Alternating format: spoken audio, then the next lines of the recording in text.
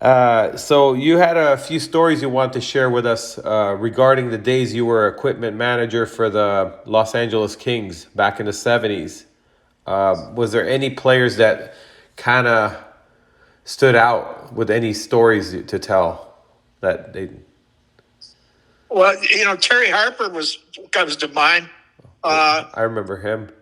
Yeah, he was kind Defense. of an unusual individual that, his pregame thing was just to get there right at the deadline and then toss his equipment on and go out there for the warm up. Really?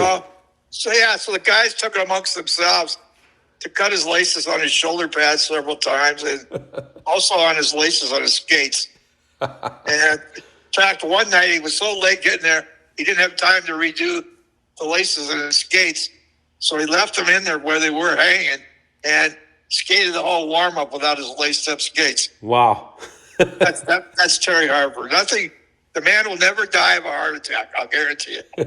Nothing. It didn't bother him. He is an unusual individual, great guy, and is a super person. I've flown with him many times in his airplane and down the coastline. We'd go for a milkshake and a French fries together after practice. You mean his Harpo- his airplane? Wait a minute. His airplane? Yeah, Terry's. What? Yeah, Terry. He's a licensed pilot. Wow. That's amazing. Yeah, Yeah. unusual guy. And the coaches never got mad at him for showing up late, or they couldn't say anything because he was a Montreal Canadian in the past. You know, Bobby Fulford knew Terry Harper very, very well, Uh-huh. and he didn't rock his boat. He just left him do his thing, and come game time, he was always there. And he played well, right? Even if he showed up. Played very well.